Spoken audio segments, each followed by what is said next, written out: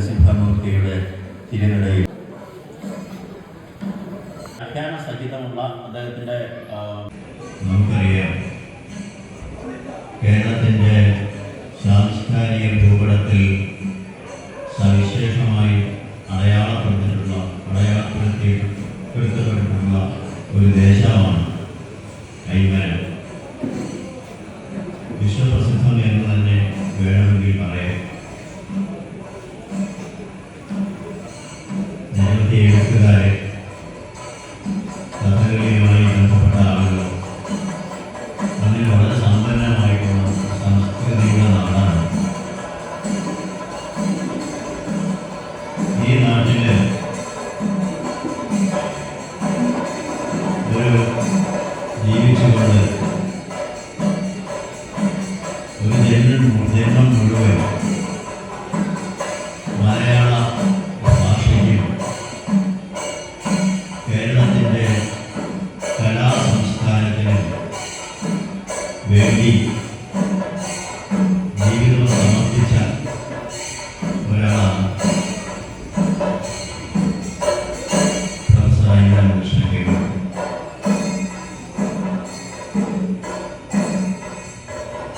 1924 July മാസത്തിലാണ് അദ്ദേഹത്തിൻ്റെ ജനനം. 2007 ഡിസംബർ 30-നാണ് അദ്ദേഹം നമ്മളോട് വിട പറഞ്ഞു പോകുന്നത്.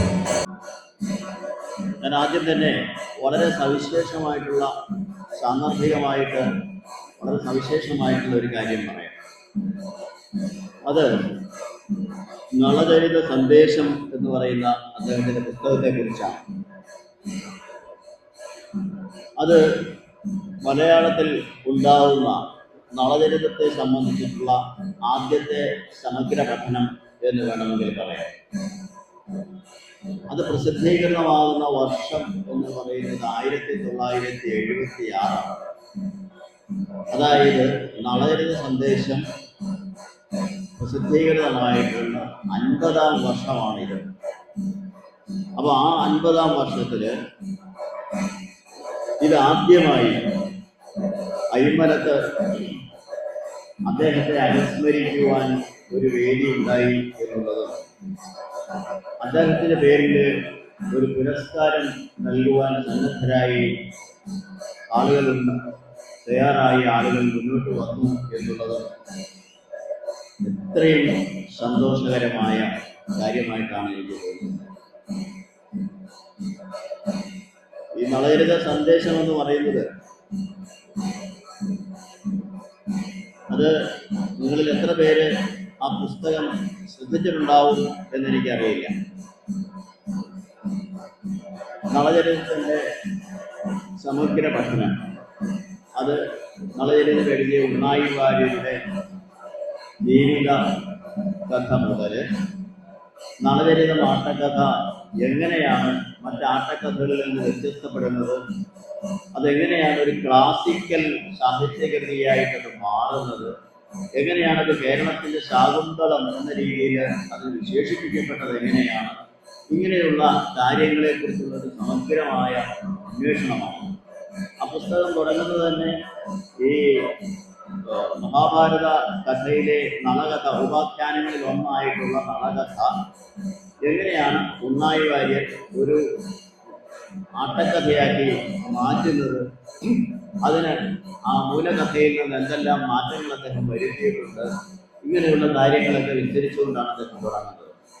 അതിന് ശേഷം ഈ നളചരിതത്തിലെ കഥാപാത്രങ്ങളെ കുറിച്ചുള്ള ഓരോ കഥാപാത്രത്തെയും എടുത്തെടുത്തിട്ടുള്ള സമ്പൂർണമായിട്ടുള്ള പഠനം അദ്ദേഹം നടത്തുന്നു. അത് ഓരോ കഥാപാത്രത്തിൻ്റെയും മൗലികമായിട്ടുള്ള പ്രത്യേകത എന്താണെന്ന് സൂക്ഷ്മമായി തിരിച്ചറിഞ്ഞുകൊണ്ട് തന്നെയാണ് അദ്ദേഹം അത് എഴുതുന്നത്. അത് ആ നളചരിത സന്ദേശത്തിലെ ലേഖനങ്ങളുടെ കഥാപാത്രങ്ങളെക്കുറിച്ചുള്ള ലേഖനങ്ങളുടെ തലക്കെട്ട് തന്നെ വായിച്ചു കഴിഞ്ഞാൽ നമുക്ക് അത് മനസ്സിലാവും. നളനെക്കുറിച്ച് പറയുമ്പോൾ ആ തലക്കെട്ടുകളെല്ലാം തന്നെ നളചരിതത്തിൽ നിന്ന് സ്വീകരിച്ചിട്ടുള്ളത് കൂടിയാണ്. നളനെക്കുറിച്ച് പറയുമ്പോൾ ചിരശ്രുതി, ദൃഢീകൃത പ്രിയ നളാഭ എന്നാണ് പറയുന്നത്. ദമയന്തിയെക്കുറിച്ച് ഹേമാമോദ സമ, സ്വർണത്തിന് സുഗന്ധം കൂടി ഉണ്ടായാൽ എങ്ങനെയാണ് അതുപോലെയാണ് ദമയന്തി എന്ന് ആണ് പറയുന്നത്. അരയന്യത്തെ കുറിച്ചാണെങ്കിൽ സ്വർണ്ണവർണ്ണം അരയന്യ എന്നുള്ളൊരു, കലിയെക്കുറിച്ച് പറയുമ്പോൾ പരപീഡനമൃതൻ. ഈ ടൈറ്റിലുകൾ തന്നെ ഓരോ അധ്യായത്തിന്റെ കഥാപാത്രങ്ങളെ കുറിച്ചുള്ള അധ്യായത്തിന്റെ തലക്കെട്ടുകൾ പോലും ആ കഥാപാത്രത്തിന്റെ ആന്തരികമായിട്ടുള്ള സ്വഭാവ സവിശേഷതകളിലേക്ക് കടന്നു ചെല്ലുന്ന രീതിയിലാണ് അദ്ദേഹം ആവിഷ്കരിച്ചത്.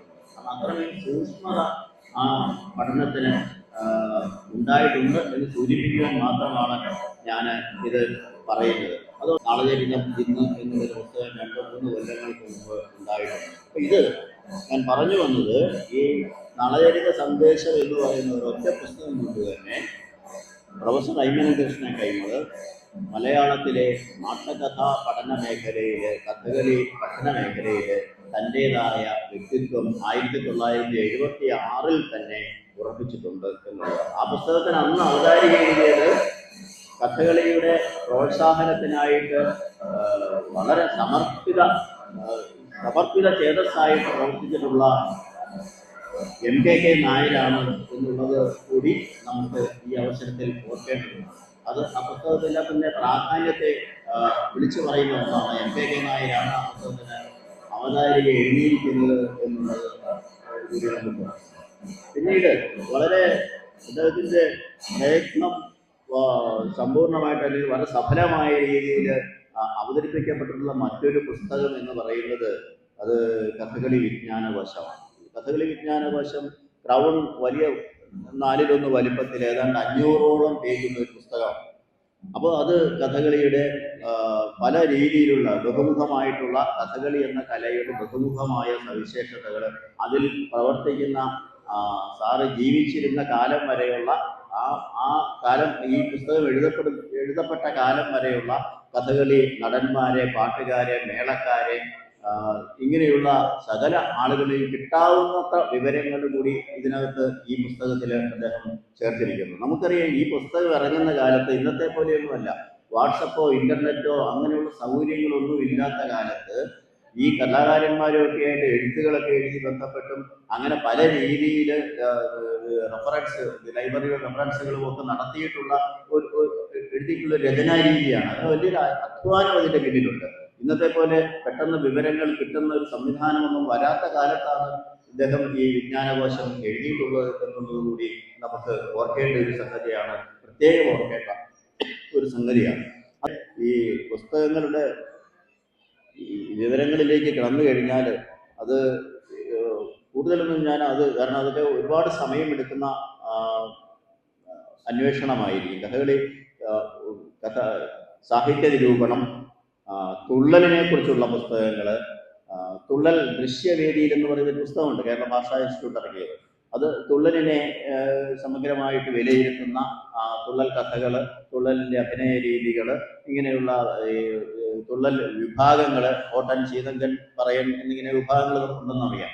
ഇതിനെക്കുറിച്ചൊക്കെയുള്ള സമ്പൂർണമായിട്ടുള്ള വിവരങ്ങളും പഠനങ്ങളും ഒക്കെയുള്ള ഒരു പുസ്തകമാണ് തുള്ളൽ ദൃശ്യവേദി. കഥകളി മാത്രമല്ല, മറ്റ് കലകളിൽ കൂടി അദ്ദേഹം ദത്തശ്രദ്ധനായിരുന്നു എന്നുള്ളതാണ് അത് സൂചിപ്പിക്കുന്നത്. അതുപോലെ തന്നെ ഈ കഥകളി പ്രഭാവം സാഹിത്യകൃതികളിൽ നിന്നുള്ള ഒരു പുസ്തകം അദ്ദേഹത്തിനുണ്ട്. വളരെ സവിശേഷമായ പുസ്തകമാണ്. ഈ സാഹിത്യ നോവലുകൾ ഉൾപ്പെടെ, കവിത ഉൾപ്പെടെ, ഇതിലൊക്കെ ഈ കഥകളിയുടെ സ്വാധീനം എന്തുമാത്രമുണ്ട്, കഥാപാത്രങ്ങളിൽ കഥകളി ഏത് രീതിയിലൊക്കെ സ്വാധീനിച്ചിട്ടുണ്ട്, ഇങ്ങനെയൊക്കെയുള്ള വിശദമായിട്ടുള്ള ഒരു അന്വേഷണമാണ് കഥകളി പ്രഭാവം സാഹിത്യകൃതികളിൽ എന്ന് പറയുന്ന അദ്ദേഹത്തിൻ്റെ പുസ്തകം. പിന്നീട് മുമ്പ് ഇവിടെ ആമുഖം അദ്ദേഹം പറഞ്ഞതുപോലെ തന്നെ ഡോക്ടർ ഫൗസ്റ്റ് എന്ന് പറയുന്ന ഗൊയ്ഥയുടെ ആ കഥ വെച്ചിട്ടുള്ള ഒരു ആട്ടക്കഥ അദ്ദേഹം എഴുതിയിട്ടുണ്ട്. അത് ജർമ്മനിയിൽ തന്നെ അവതരിപ്പിക്കപ്പെട്ടിട്ടുണ്ട് എന്നുള്ളത് നമുക്ക് ഓർക്കേണ്ടതാണ്. പിന്നെ പല ആട്ടക്കഥകൾക്കും വ്യാഖ്യാനങ്ങൾ എഴുതിയിട്ടുണ്ട്. ഇരയിമ്മൻ നമ്പിയുടെ കീചകവധത്തിനും ഉത്തരാസ്വയംവരത്തിനും ദക്ഷയാഗത്തിനും അദ്ദേഹം വ്യാഖ്യാന സഹിതമുള്ള അദ്ദേഹത്തിൻ്റെ അവതരണങ്ങൾ, പുസ്തകം വ്യാഖ്യാനത്തോടുകൂടി അവതരിപ്പിക്കുന്നത്, അതെല്ലാം സംഭവിച്ചിട്ടുണ്ട്. കോട്ടയം കഥകളിൽ കെർമീരവധത്തെക്കുറിച്ച്, കാലകൈവധത്തെക്കുറിച്ച് അങ്ങനെയുള്ള വ്യാഖ്യാനത്തോടു കൂടിയുള്ള അവതരണങ്ങൾ ഉണ്ടായിട്ടുണ്ട്. പിന്നീട് ഉണ്ണിച്ചിരുനേരി ചരിതം പോലെയുള്ള പ്രാചീന മലയാള സാഹിത്യ കൃതികളെക്കുറിച്ചുള്ള പഠനങ്ങളും വ്യാഖ്യാനങ്ങളും അദ്ദേഹം തയ്യാറാക്കിയിട്ടുണ്ട്. ഹരിനാമകീർത്തനത്തെക്കുറിച്ചുണ്ട്. പിന്നീട് 2 ആത്മകഥകളും 2 ജീവചരിത്രങ്ങൾ കൂടി അദ്ദേഹം എഴുതിയിട്ടുണ്ട്. അതൊന്ന് വിഖ്യാതനായിട്ടുള്ള കഥകളി നടൻ മാങ്കുളത്തെക്കുറിച്ചുള്ള മാങ്കുളത്തിൻ്റെ ജീവചരിത്രം അദ്ദേഹം എഴുതിയിട്ടുണ്ട്. മറ്റൊന്ന് ഈ കേരളത്തിലെ കഥകളി എന്ന കലയെ പ്രോത്സാഹിപ്പിക്കുവാനായിട്ട് പഠിക്കുവാനായിട്ട് മുൻപന്തിയിൽ നിന്നിരുന്ന MKK നായരുടെ ജീവചരിത്രവും കേമൽ സാറ് തയ്യാറാക്കിയിട്ടുണ്ട്. അദ്ദേഹം മലയാള ഭാഷ അധ്യാപനത്തിൽ തൻ്റേതായ വലിയ മുദ്രകൾ സ്ഥാപിച്ചിട്ടുള്ള ഒരാളാണ്. അദ്ദേഹം അധ്യാപകനായിരുന്നു. നമുക്കറിയാം, പ്രൈമറി ഇവിടെ അടുത്തുള്ള പ്രൈമറി സ്കൂളിൽ അധ്യാപകനായി തുടങ്ങി പടിപടിയായി അദ്ദേഹം MAയും മറ്റുമൊക്കെ നേടി അവസാനം Pandalam NSS college, Changanassery NSS കോളേജുകൾ എന്നീ കോളേജുകളിൽ മലയാളം വിഭാഗം അധ്യക്ഷനായി കൂടിയാണ് അദ്ദേഹം പിന്നീട് വിരമിക്കുന്നത്. ഇക്കാലം അത്രയും അദ്ദേഹം എത്രയോ ശിഷ്യ സമ്പത്തിനെയാണ് ഉണ്ടാക്കിയത് എന്നുള്ളത് അത് അത്ഭുതകരമാണ്. കേരളത്തിൽ അങ്ങോളം വളരെ പ്രശസ്തരായ എഴുത്തുകാരുൾപ്പെടെയുള്ള നിരവധി പേർ അദ്ദേഹത്തിൻ്റെ ശിഷ്യന്മാരാണ്. അതോടൊപ്പം തന്നെ അദ്ദേഹം റിട്ടയർ ചെയ്തതിന് ശേഷം പിന്നീട് തൻ്റെ ജീവിതം മലയാളം ഭാഷയും സാഹിത്യവും പഠിപ്പിക്കുക എന്നതിലേക്ക് തന്നെയായിരുന്നു. മലയാളം MA ക്ലാസ്സുകൾ അദ്ദേഹം നടത്തിയിരുന്നു.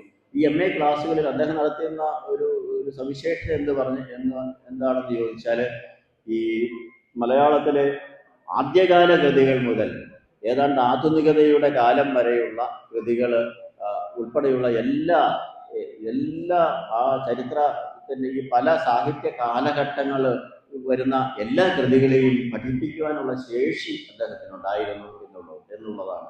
അത് കാവ്യങ്ങളാവട്ടെ, ആട്ടക്കഥകളാവട്ടെ, ചമ്പുക്കളാവട്ടെ, അങ്ങനെയുള്ള എല്ലാ കൃതികളും പഠിപ്പിക്കുവാനുള്ള ഒരു അറിവും സംസ്കാരവും അദ്ദേഹത്തിനുണ്ടായിരുന്നു എന്നുള്ളതാണ്. അപ്പോൾ ഇത് ഒരു സമ്പൂർണ്ണ അധ്യാപകനായിരുന്നു എന്ന് വേണമെങ്കിൽ നമുക്ക് പറയാം. ഏറ്റവും ആധുനികമായ ഫിക്ഷൻ നോവലുകളോ കവിതയോ മാത്രമേ അദ്ദേഹം പഠിപ്പിക്കാതെ ഇരുന്നിട്ടുള്ളൂ. അതോടൊപ്പം തന്നെ ഈ സാഹിത്യം മാത്രമല്ല, വ്യാകരണം പഠിപ്പിക്കാൻ അദ്ദേഹം വളരെ ഈ വിശേഷിച്ച് കേരളവാണിനിയവും ഭാഷാഭൂഷണവും വൃത്തമഞ്ജരിയും ഒക്കെ പഠിപ്പിക്കുവാനായിട്ട് അദ്ദേഹം തൻ്റെ അധ്യാപന ശേഷി വളരെ സമർത്ഥമായിട്ട് അദ്ദേഹം അത് പഠിപ്പിക്കുവാൻ അദ്ദേഹത്തിന് സാധാരണ അത് പല അധ്യാപകർക്കും കഴിയാറില്ല. സാഹിത്യം പഠിപ്പിക്കാൻ പറ്റിയേക്കും, പക്ഷെ വ്യാകരണം പറഞ്ഞ് മനസ്സിലാക്കാൻ അവർക്ക് പലർക്കും പറ്റാറില്ല. അപ്പോൾ ഇദ്ദേഹം ഭാഷയുടെ ചരിത്രപരമായ എല്ലാ ഘട്ടങ്ങളും മനസ്സിലാക്കുകയും അത് തൻ്റെ വിദ്യാർത്ഥികൾക്ക് അവർക്ക് ഉപകരിക്കുന്ന രീതിയിൽ, അവർക്ക് അക്കാഡമിക്കായിട്ട് ഉപകരിക്കുന്ന രീതിയിൽ അവരെ അത് പറഞ്ഞ് അവരെ പഠിപ്പിക്കുന്നതിനുള്ള ഒരു സവിശേഷമായ വളരെ പ്രത്യേകമായ ഒരു കഴിവ് അദ്ദേഹത്തിനുണ്ടായിരുന്നു. അതുകൊണ്ട് തന്നെ അദ്ദേഹത്തിൻ്റെ ഈ ശിഷ്യന്മാർ പലരും വളരെ നല്ല നിലയിലാണ് മലയാളം MA പാസ്സായിട്ടുള്ളതും. ഒരുപാട് പേര് കേരളത്തിൽ അങ്ങോളം ഇങ്ങോളമുള്ള കോളേജുകളിൽ മലയാള വകുപ്പിൽ ഇപ്പോഴും പഠിപ്പിച്ചുകൊണ്ടിരിക്കുന്നവരും ഒക്കെയുണ്ട്. വിരമിച്ചവർ വരെയുണ്ട്. വളരെ പ്രശസ്തരായിട്ടുള്ള എഴുത്തുകാരും ഒക്കെ അതിനകത്ത് പെടുന്നതാണ്. ഏറ്റുവാങ്ങുന്നത് ഈ അയൽ ഗ്രാമത്തിലെ വലിയ ഒരു കഥകളി പാരമ്പര്യമുള്ള ഒരു കുടുംബത്തിൽ നിന്ന് വന്നിട്ടുള്ള ആളാണ് എന്നുള്ളതും നമുക്ക് വളരെ സന്തോഷകരമായിട്ടുള്ള കാര്യമാണ്. മുരളീകൃഷ്ണനെ നിങ്ങൾക്കറിയാം. അദ്ദേഹത്തിൻ്റെ മുത്തച്ഛൻ കുടമാളൂർ കരുണാകരൻ നായർ ആശാൻ, അദ്ദേഹത്തിൻ്റെ അച്ഛൻ മാത്തൂർ ഗോവിന്ദൻകുട്ടി ആശാൻ, ഇങ്ങനെ വലിയൊരു കഥകളി പാരമ്പര്യമുള്ള ഒരു കുടുംബത്തിലെ ഇപ്പോഴത്തെ സജീവമായിട്ടുള്ള കഥകളി രംഗത്ത് വളരെ സജീവമായിട്ട് നിലനിൽക്കുന്ന മുരളീകൃഷ്ണനാണ് ഈ ആദ്യത്തെ അവാർഡ് ഇതിൻ്റെ ഭാരവാഹികൾ. അതിനായിട്ട് മുരളീകൃഷ്ണനെയാണ് തിരഞ്ഞെടുത്തിരിക്കുന്നത് എന്നുള്ളതും വളരെ അർത്ഥവത്താണ്. അത് എത്രയും നന്നായി ഞാൻ മുരളീകൃഷ്ണനെയും അഭിനന്ദിക്കുന്നു. സന്തോഷം. വൈജ്ഞാനിക ആ ലോകത്തെ ഒരു ചെറിയ കൈക്കുമ്പിളിലാക്കി നമുക്ക് പകർന്നു നൽകിയ പ്രസന്നകുമാർ സാറിനോട് ഉപദേശ സമിതിയുടെ നന്ദി അറിയിക്കുന്നു. അതോടൊപ്പം പ്രിയപ്പെട്ട മുരളീകൃഷ്ണന് കൈമൾ സാറിൻ്റെ പേരിൽ ഏർപ്പെടുത്തിയ ആദ്യ പുരസ്കാരം സമ്മാനിക്കുന്നതിനായി അദ്ദേഹത്തെ വിനയപൂർവ്വം ഞങ്ങൾ ക്ഷണിക്കുകയാണ്. പുരസ്കാരം സ്വീകരിക്കുന്നതിനായി മുരളീകൃഷ്ണനെയും ക്ഷണിക്കുന്നു.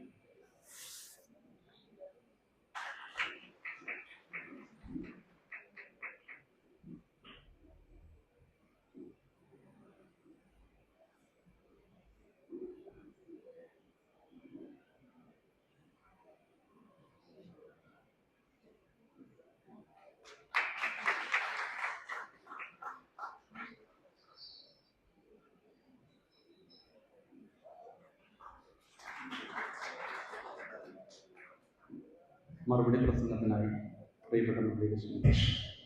ജയൻ സാറ്, അതുപോലെ തന്നെ ഇവിടെ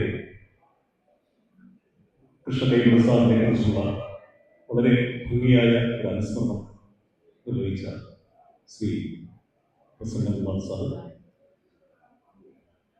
സ്നേഹം നിറഞ്ഞ അഭിവന്ദ്യരായ ഗുരുജനങ്ങൾ,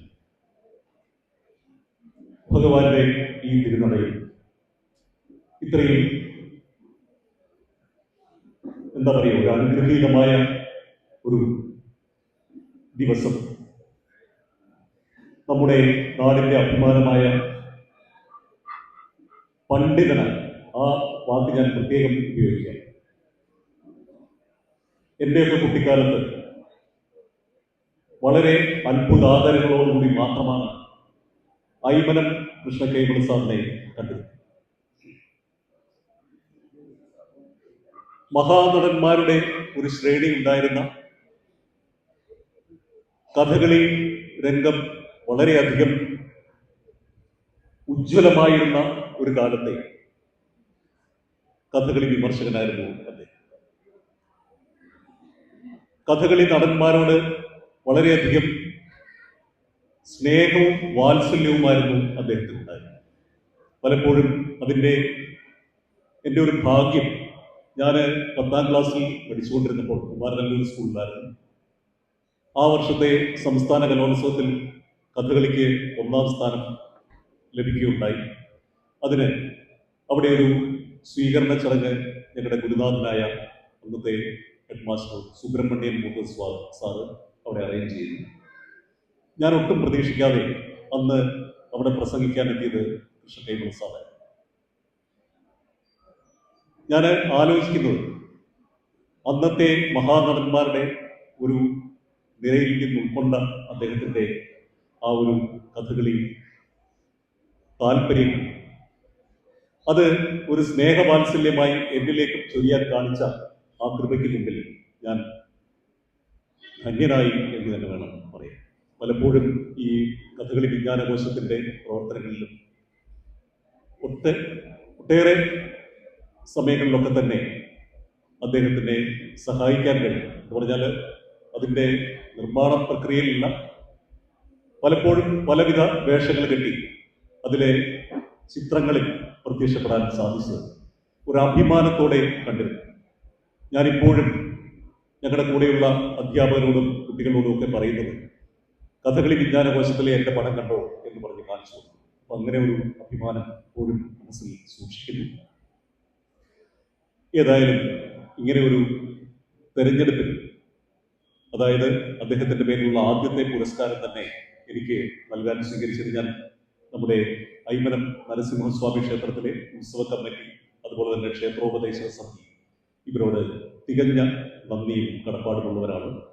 അതോടൊപ്പം തന്നെ ഇവിടെ ഈ ഒരു മുഹൂർത്തത്തിൽ ഈ അവാർഡ് ഏറ്റുവാങ്ങാൻ ഭഗവാൻ സഹായിച്ചതിന്, അതുപോലെ തന്നെ കൈമൾ സാറിനെ വളരെ ആദരപൂർവ്വം ഒന്നുകൂടി സാഷ്ടാംഗം നമസ്കരിച്ചുകൊണ്ട് നിർത്തുന്നു. നന്ദി, നമസ്കാരം.